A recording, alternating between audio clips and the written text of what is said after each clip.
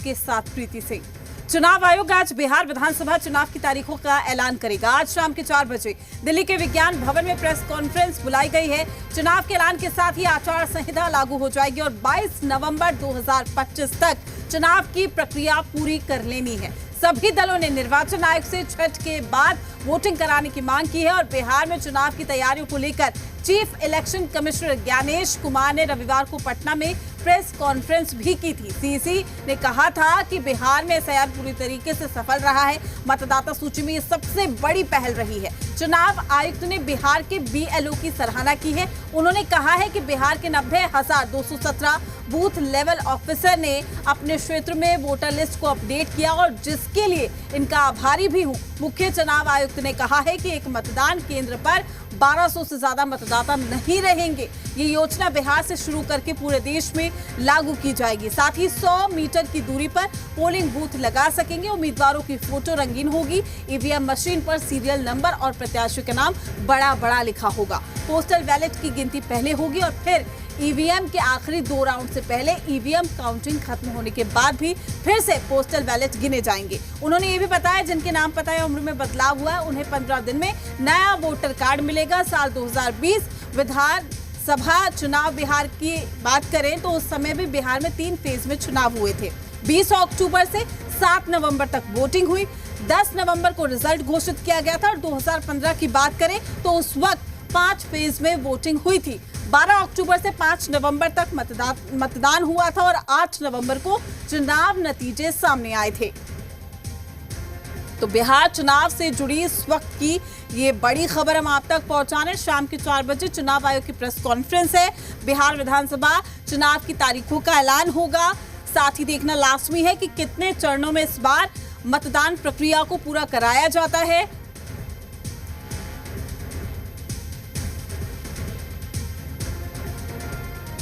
तो बिहार विधानसभा चुनाव की तारीखों का होगा ऐलान। शाम के 4 बजे का वक्त दिल्ली के विज्ञान भवन में प्रेस कॉन्फ्रेंस की जाएगी। जानकारी साझा की जाएगी। इस दौरान बिहार दौरे के बाद आज चुनाव आयोग की प्रेस कॉन्फ्रेंस है और जो भी सुझाव मिला है सभी राजनीतिक दलों से, उसके बाद भी कल एक प्रेस कॉन्फ्रेंस की गई थी और आज तारीखों का ऐलान हो जाएगा। आज शाम के 4 बजे का वक्त जब प्रेस कॉन्फ्रेंस की जाएगी, बिहार विधानसभा चुनाव की तारीखों का होगा ऐलान। तो छठ पूजा के तुरंत बाद तारीखें रखी जा सकती हैं। पटना से तमाम जानकारी के साथ हमारे संवाददाता रुपेंद्र श्रीवास्तव हमारे साथ जुड़ चुके। रुपेंद्र, क्या कुछ जानकारी है आपके पास? आज चुनाव की तारीखों का ऐलान हो जाएगा जिसका सभी को इंतजार है। देखिए, चुनाव के तारीखों का ऐलान 4 बजे कर दिया जाएगा और हर एक राजनीतिक दल के साथ साथ बिहार के हर वो मतदाता जो हैं उनको इंतजार है और चुनाव के तारीखों का ऐलान जब से 4 बजे से कर दिया जाएगा उसके बाद जो है उसमें साफ तौर पर बता दें कि अब कितने चरण में मतदान हो रहे हैं ये देखना सबसे ज़रूरी होगा, क्योंकि राजनीतिक पार्टियों के साथ जब चुनाव आयोग ने बैठक की थी तो उसमें कई पार्टियों ने 1 चरण, कई ने 2 चरण, कई ने 3 चरण, 4 चरण की बात कही थी। अब चुनाव आयोग कितने चरण में चुनाव करा रहा है ये देखने वाली बात होगी और साफ तौर पर कई जो लोग हैं उनके वोटर लिस्ट में नाम नहीं आए हैं, जिसको लेकर चुनाव आयोग ने साफ तौर पर कह दिया है कि उनके भी कुछ दिन के अंदर जो है नाम जो है आ जाएंगे। तो इन तमाम चीज़ों की चीज़ें रहेंगी, लेकिन राजनीतिक हलचलें जो हैं वो बढ़ गई हैं और साफ तौर पर जिस तरह से एनडीए ने अपने एनडीए के जो घटक दल की बैठक कल हुई थी, फिर बीजेपी ने अपने जो एनडीए के घटक दल हैं उनके साथ बैठक किया, फिर आरजेडी ने जो इंडिया गठबंधन महागठबंधन के जो घटक दल हैं उनके साथ बैठक किया। सीटों के बंटवारे पर जो है चर्चा जो है अंतिम दौर पर है और अपने दर्शकों को बता दें कि आज चुनाव आयोग तारीखों का ऐलान करेगा और कल जो है महागठबंधन जो है अपने सीटों को लेकर जो है वो प्रेस कॉन्फ्रेंस कर सकता है कि महागठबंधन में कितने सीट पे कौन लड़ेंगे। तो साफ तौर पर सभी को इंतजार है बड़ी बातें रखी गई थी, का ऐलान का और पहुंची थी, बैठक हुई थी, 2 बड़ी बातें निकलकर सामने आई थी। पहला ये कि सभी दलों ने इस पर सहमति जताई थी कि छठ पूजा के तुरंत बाद वोटिंग होनी चाहिए, क्योंकि लोग अपने घरों को लौटते हैं महापर्व पर। तो ऐसे में पहली शर्त या फिर ये कहें कि कोशिश यही होगी चुनाव आयोग की कि छठ पूजा के तुरंत बाद ही तारीखें रखे। दूसरी बात जो कही गई थी, कम से कम चरणों में मतदान प्रक्रिया को पूरा कराया जाए।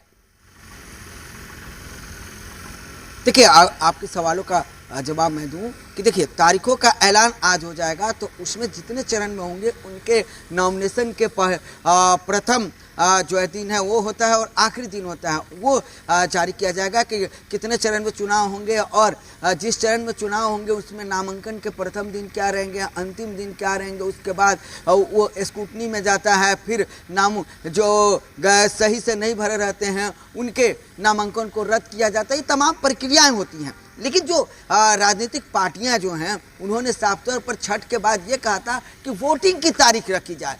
तो चुनाव आयोग से बात हुई थी, तो ये माना जा रहा है कि छठ के बाद ही वोटिंग की तारीख रखी जाएगी।